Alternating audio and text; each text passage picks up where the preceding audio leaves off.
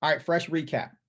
I met Chinnerai at the football game, hit her with that one-liner. I tricked off my scholarship, so that second year was a struggle financially. Remember those two-piece chicken meals from Miss Winters for $2? Drew almost got us murked by a young lady. I finally finished the program. I get a job offer back west.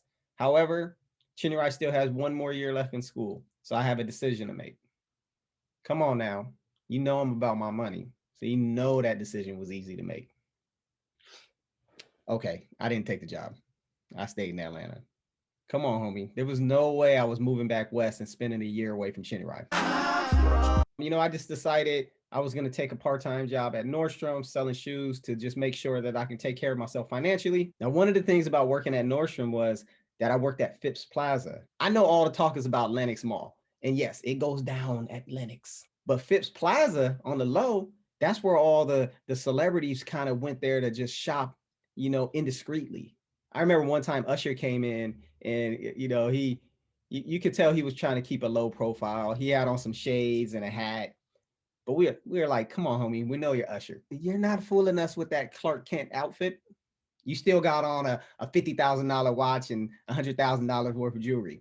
Come on. And to be honest, we wasn't even tripping anyway. If you're not buying any shoes, you can usher your ass up on out of here. No, I'm just playing. I actually love Usher's music. Got it bad. I want to make love in the club. Hey.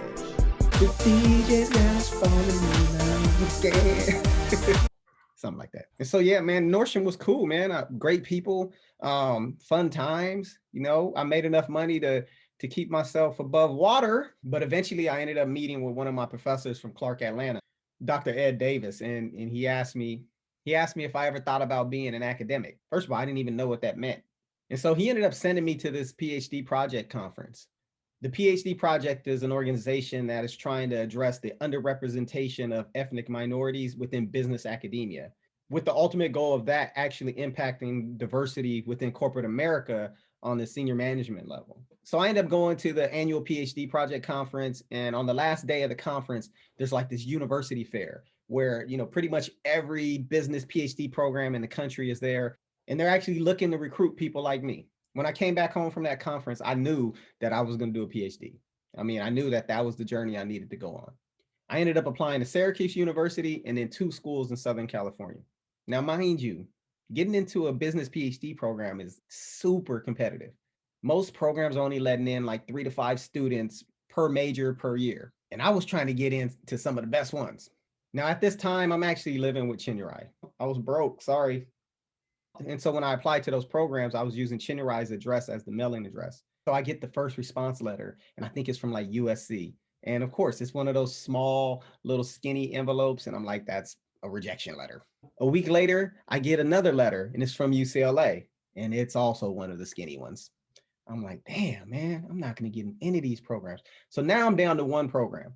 And another week goes by, but I still haven't heard from Syracuse. Another week goes by. I still haven't heard from Syracuse. And finally, 3 weeks later, I finally get a response from Syracuse. And it's the fat package. It's the big one. So I'm like, yes, that's the acceptance letter, homie. And so I open it up and it's like, yes, you've been accepted. Congratulations. Blase, blase, blase. And so I'm sitting there and I'm looking over at Chinnerai like, shit, I got in. And she's like, she's super happy, but she's also like shocked. And I'm like, damn, why you, shit, thanks for the confidence, homie. I'm like, what's up? And she's like, man, I can't believe this. And so she walks away and she comes back and she has one of those skinny letters, right? She has one of those skinny envelopes. And I'm like, what's that? And she's like, look, about a week or so ago, this came from Syracuse. And I was just afraid to give it to you because I knew you were going to be devastated. That's classic Chinnerai. I mean, she looks out for me even when I'm not looking out for myself. And so the crazy shit is I actually got a rejection letter from Syracuse first and an acceptance letter. So I took that rejection letter and was like, see ya. And so once I got accepted, I went back and told Dr. Davis, and word got back to some of my other professors. And then Dr. Kelvin Moore ended up reaching out to me. And he told me about this opportunity at the University of Iowa. It was kind of like this research internship, but specifically for Black marketing PhD students. There was some type of collaboration between the University of Iowa and Clark Atlanta University. And so the summer before I go to Syracuse, I spent about 2.5 months in Iowa City, Iowa. But now I'm in the Midwest, and I've never been in the Midwest. And there's shit that happens in the Midwest that doesn't happen in Southeast San Diego.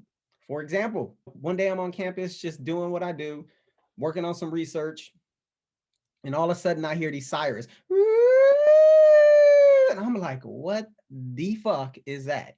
And so people are yelling, go into the basement, go into the basement. And I'm like, what the fuck is going on? Get in the basement. There's a tornado in the area. A tornado? So I take off. I still got those wheels, homie. So I beat everybody to that basement, homie. I'm the first one down there. So I'm scared, homie. Like, I don't know what's going on. I don't know what to expect. I don't know what the end result's going to be. I call Chinyarai and she get on the phone. Chinyarai's still in Atlanta at the time. She's like, what's going on? What's those sirens? And my old scary ass, I'm like, I think I'm about to die. She's like, what? What are you talking about? There's a tornado coming and I think I'm about to die. And so now we're both panicking. She's like, a tornado. I'm like, yes, a tornado. Come to find out the tornado wasn't even that close to where we were at. If it comes anywhere within like a 50-mile radius, you have to take those safety precautions because I guess tornadoes are just super unpredictable and they can just change directions at any time. But I thought it was a wrap for your boy.